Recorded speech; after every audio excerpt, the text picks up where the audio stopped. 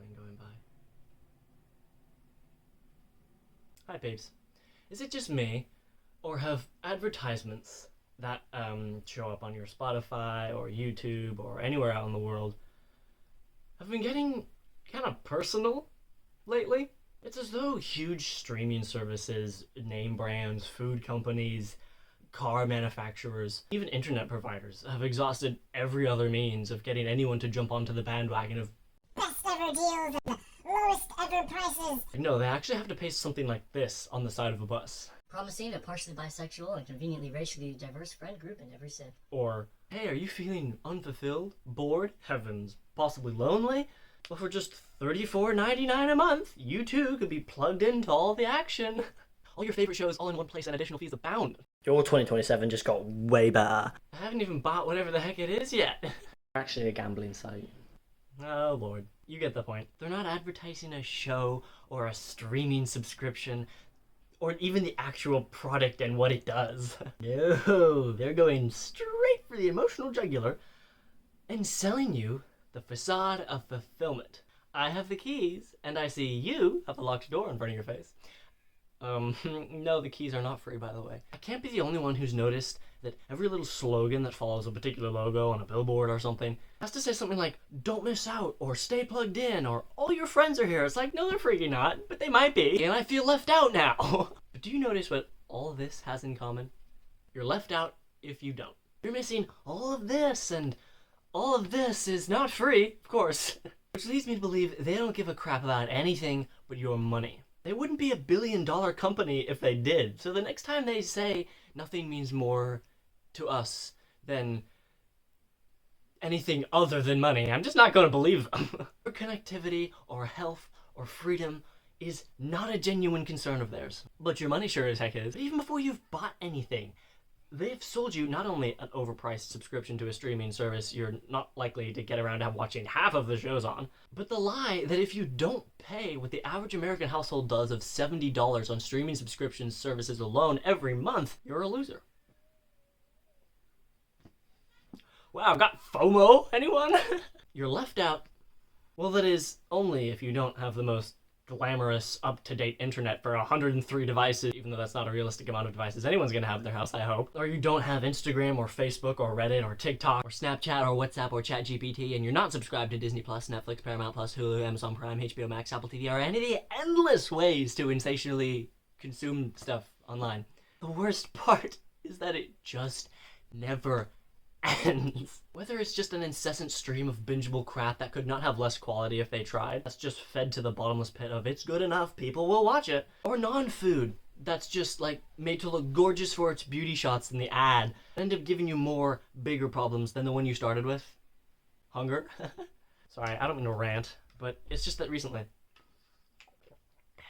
I've been struggling with feeling like I'm not behind, but that I'm missing out, or I've missed out on just, like, stuff, man. I've missed a chance to fill a hole that, interestingly enough, the internet or social media, or specifically advertisements, have convinced me exist. But it's okay, because social media also appears to be the answer. It promises immediate connection to all your favorite celebrities, your content creators, your friends, like, yeah, all the ones that definitely don't even know you exist. This constant giving of yourself, that commenting, this reacting, this giving of your time to an endless vacuum of emotion. No wonder you feel burnt out trying to fit in. But as the tangerine said to the garlic clove, not everywhere you fit in is where you belong. No wonder social media starts to feel like a toxic relationship that we're even loath to admit exists. That being exhausted, being sucked from, never truly being fulfilled in return. Except at this point, you're just simply too weak-willed to know any better. Not unlike a toxic relationship, you keep going back to the source of your feeling left out. Consume until you have no more room. And no, Big Pharma, you can't steal that catchphrase.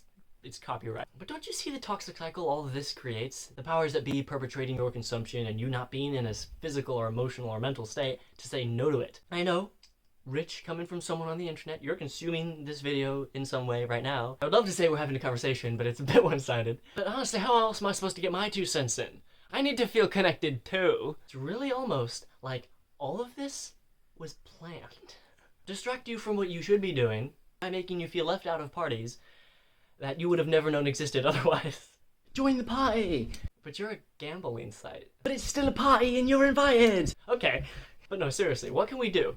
What can we do against this massive internet-induced stigma that says you're never going to be connected enough? You're never going to be caught up enough because there's always going to be some big plan they've got for next month that's going to supersede what you've just purchased. You need to get the new one. You need to make sure you're up to date, and if your device can't get up to date, you need to get a new device. You're never going to be caught up enough. At least, not in the way you're currently consuming.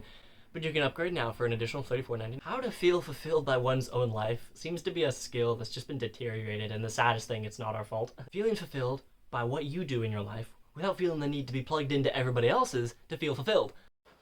Sorry, the camera might have slightly moved. I didn't realize there was actually a time limit on how long this app I'm recording with can record. Totally didn't just preach the rest of this video through without realizing I wasn't recording. Don't get me wrong. I'm not saying connection isn't important. Modern conveniences of being able to contact friends overseas and contact your mom who lives in Jamaica through a phone is a modern luxury I think we have taken for granted, and in a myriad of different other ways, probably taken to an unhealthy level.